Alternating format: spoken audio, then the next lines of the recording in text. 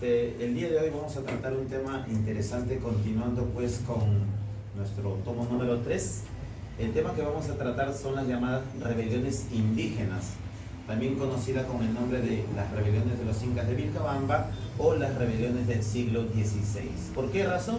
Sencillito, ¿no? Mira, entre los años 1537 y 1532. Hay que tener en cuenta una cuestión básica y fundamental aquí. La primera, van a ser 4 incas los que van a formar esta famosa dinastía llamada de los incas de Vilcabamba, ¿no? Va a estar Manco Inca, Sayri Tupac, Itupuci Yupanqui y Tupac Amaru I, todos ellos descendientes de la gran dinastía del Inca Pachacute. Una causa fundamental, sencillita aquí, mira. ¿Qué origina estas rebeliones indígenas del siglo XVI? En primer lugar, la caída del Tahuantinsuyo. Nosotros sabemos pues que Francisco Pizarro, luego de conquistar el Tahuantinsuyo, intenta pues someter a la población indígena a través de los procesos de extirpación de idolatría y sometimiento de tierras, ¿no? Y otra de las causas fundamentales es el maltrato al indígena. Bien, como antecedente primario, antes de la aparición de estos 4 señores que forman parte de la dinastía de los incas de Vilcabamba, tenemos los antecedentes. Dentro de los antecedentes tenemos a los generales atahualpistas. Estos 3 generales atahualpistas van a conformar la base del enfrentamiento contra los españoles. Tenemos en primer lugar a Rumiñahui. Rumiñahui, valeroso general atahualpista, va a ser derrotado por una alianza entre españoles y cañaris. Yo les había comentado también en algún momento que muchas etnias que pertenecían al imperio de los incas van a apoyar a los españoles. Veían en ellos ¿qué cosa? Una pequeña lucecita para poder liberarse del yugo incaico, ¿no? Y encontraron en los españoles la oportunidad perfecta. Bien, muerto Rumiñahui y quemado vivo, porque era la costumbre de los españoles, quien va a sucederle dentro del enfrentamiento contra los españoles va a ser Calpuchima, quien también va a morir quemado. ¿Cuál va a ser el delito? Envenenar a Toparpa o Tupac Hualpa, que va a ser el Inca títere, que va a ser nombrado ¿por quién? Por Francisco Pizarro, ¿no? Calpuchima pues muere quemado. Muerto Calpuchima, muerto Rumiñahui, va a sucederle en la lucha a Poquisquis.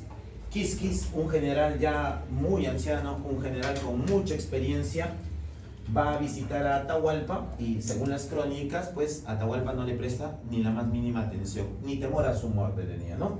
Apo Quisquis va a ser derrotado por la alianza entre Francisco Pizarro y Manco Inca. Tal vez pueda sorprender esto y ustedes se puedan preguntar y decir, ¿no? Si Manco Inca es el que se revela, ¿cómo Manco Inca aparece como aliado de Francisco Pizarro? Manco Inca era aliado de Francisco Pizarro en un inicio y va a ser coronado por él, va a ser coronado como Zápac Inca. Pero Manco Inca, debido al maltrato que le cometían los españoles contra la población indígena, debido a la violencia que habían generado dentro del templo del Coricancha, Manco Inca decide ¿qué cosa? Rebelarse. Y es así que a partir del año de 1536 es coronado Zápac Inca y en el año de 1537 inicia ¿qué cosa? Su rebelión. Manco Inca, hijo también del gran Huayna Cápac, ¿no? Que a la vez fue hijo de quién? Del gran Tupac Inca Yupanqui y a la vez hijo de quién? Pachacute, ¿no? Va a asumir la corona tras la muerte de Toparpa, quien había sido envenenado ¿por quién? Por Calpuchima, ¿no? ¿No es así? Va a atacar en 2 frentes. ¿Qué significa? No es que Manco Inca pues se divide en 2, ¿no? Este frente va a abarcar el ataque que va a hacer personalmente él al intentar tomar la ciudad del Cusco y atacar la fortaleza de Sacsayhuamán. Es ahí donde la historia nos cuenta pues el famoso sacrificio de qué Inca, del Inca Cahuide. Otro hecho importantísimo que nos cuentan o nos relatan las crónicas de aquellos tiempos es la muerte de quién? De Juan Pizarro, uno de los hermanísimos de quién? De Francisco Pizarro, ¿no? ¿Cómo muere Juan Pizarro? Algunas crónicas sostienen que muere víctima de una lanza en el estómago, ¿no? Producto del enfrentamiento al intentar tomar la ciudad de Sacsayhuamán. Finalmente Manco Inca va a ser derrotado, pero no por las tropas de Pizarro, sino por las tropas de Almagro, que coincidentemente estaban volviendo de su expedición de Chile hacia la ciudad del Cusco, ¿no? Una vez derrotado Manco Inca, como lo vamos a ver aquí abajito, Manco Inca se va a trasladar a la ciudad de Vilcabamba, dando origen a esta hermosa dinastía, la dinastía de los incas de Vilcabamba, ¿no? El otro frente va a estar a cargo de su general, del señor Kisu Yupanqui. Kisu Yupanqui se va a enfrentar a los españoles en la ciudad de Jauja y va a lograr derrotarlos, ¿no? Va a asediar la ciudad de Lima. Las crónicas cuentan que va a bordear pues el Cerro San Cristóbal y con cerca de 20.000 soldados va a sorprender a los españoles. ¿Qué logra ¿Por qué se ocasiona la derrota de Kisu Yupanqui si tiene tantos hombres y ha asediado ya la ciudad de Lima y estuvo a punto de tomarla? La traición de los huancas. Los huancas iban a atacar por otro frente junto con las tropas de Kisu Yupanqui, pero los huancas nunca llegaron. Al no poder llegar, las tropas españolas decidieron contrarrestar y derrotar a Kisu Yupanqui, quien va a morir quemado en el campo de batalla, ¿no? Manco Inca se va a retirar a la ciudad de Vilcabamba, como lo habíamos visto, dando origen a los enfrentamientos, pero muere cerca del año de 1544, víctima de los almagristas. Los almagristas habían llegado a la ciudad de Vilcabamba pidiéndole refugio a Manco Inca, señalándoles pues que habían desertado de las tropas de Pizarro y que estaban cansados de ellos. Manco Inca los va a recibir en la ciudad de Vilcabamba y con el paso del tiempo van a ganarse, ¿qué cosa? Su confianza. Es así que cuando ya terminan de ganarse su confianza, este grupo de almagristas va a entrar a Palacio, va a entrar a la habitación de Manco Inca y lo van a ver jugando con su hijo, que va a ser este señor, Titu Cusi Yupanqui. Lo van a ver jugando, se van a acercar y lo van a apuñalar. Titu Cusi Yupanqui huye, da alerta a los guardias y cuando los guardias llegan ven malherido a Manco Inca. Ya no pueden hacer mucho, solamente perseguir a los asesinos y darles horrible muerte como describen las crónicas, ¿no? Muerto Manco Inca, quien asume es uno de sus hijos, Sayri Túpac, quien va a gobernar entre 1544 y 1557. Sayri Túpac, hijo de Manco Inca, va a asumir a la temprana edad de 5 años. Esto significa que el gobierno va a ser regentado por sacerdotes, personas que van a estar a cargo del gobierno hasta que este señor pueda cumplir, ¿qué cosa? La mayoría de edad, o sea, lo suficientemente apto para poder gobernar, ¿no? A diferencia de su padre, Sayri Túpac va a iniciar conversaciones con los españoles, en este caso con el virrey Hurtado de Mendoza. A cambio de la paz y de no seguir asediando a las tropas españolas, Sayri Túpac recibe encomiendas en la región de Yucay. Yo les había explicado que las encomiendas son un sistema de explotación que habían sido establecidas por Fray Nicolás de Obando a la llegada de los españoles aquí a América. Estas encomiendas pues era un grupo de indios que estaban a la disposición de un español, ¿no? Y aquí vemos cómo Sayri Túpac también recibe estos mismos tipos de sirvientes o esclavos para él mismo. Estaba esclavizando a su propia población, pues, ¿no? Suena bastante curioso, ¿no? Curioso. A cambio de esta negociación que realiza con Hurtado de Mendoza, Manco Inca decide frenar las hostilidades, no atacar más a los españoles. Recibe una renta anual de 1.700 pesos, una cantidad por no atacar a los españoles. A su vez, tiene que convertirse al catolicismo. ¿Para qué? Para demostrarle su vasallaje al rey. Es decir, yo me bautizo, soy católico y te demuestro qué cosa, que estoy a tu entera disposición, ¿no? Sayri Túpac va a morir en el año de 1561 y se culpa de ellos a Juan Chilche. Se dice que Sayri Túpac posiblemente muere porque los españoles no querían ningún rezago de la población indígena y es por eso pues que enviaron a Juan Chilche a matarlo. Esto no se ha comprobado, simplemente son ¿qué cosa? Dichos o de pequeñas teorías.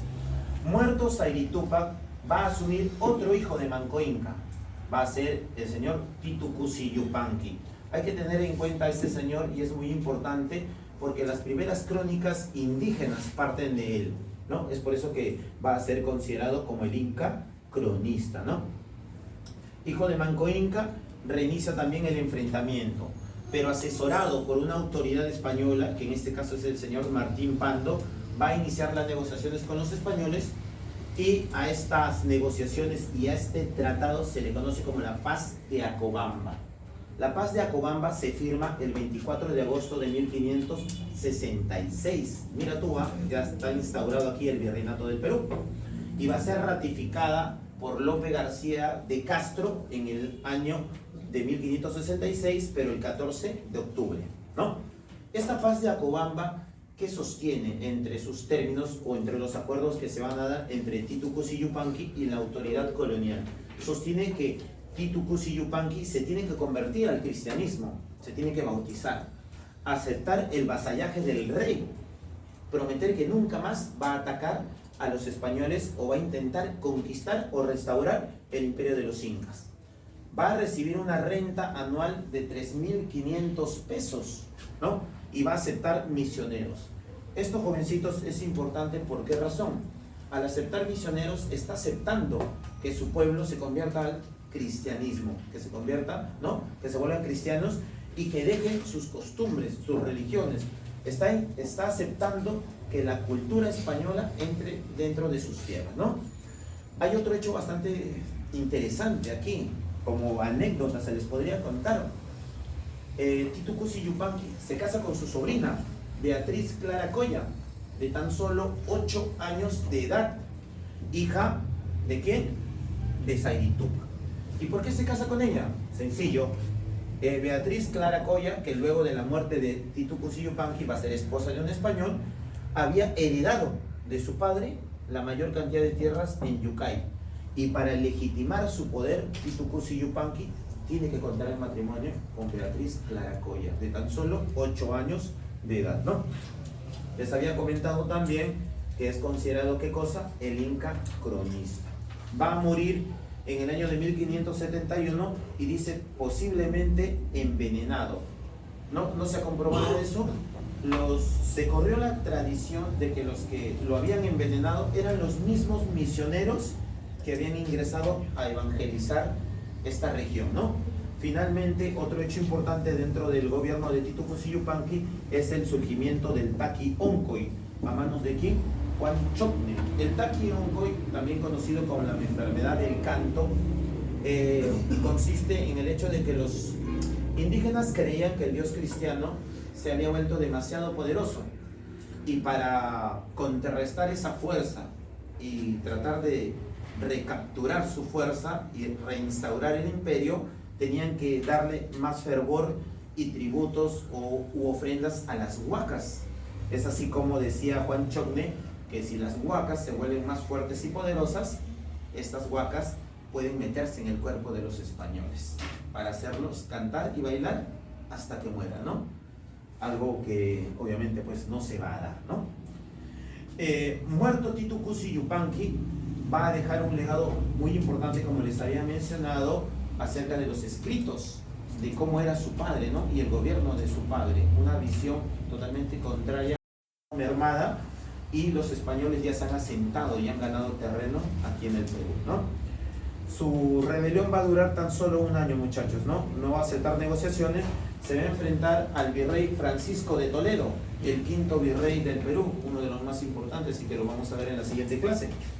En la batalla de Huayna Pucará es derrotado y finalmente ejecutado el 23 de septiembre de 1572, dando inicio a otro mito, el mito del Incarri.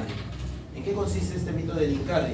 Sostenían los indígenas que una vez ejecutado Túpac Amaru I, su cabecita tenía que ser puesta ¿en dónde?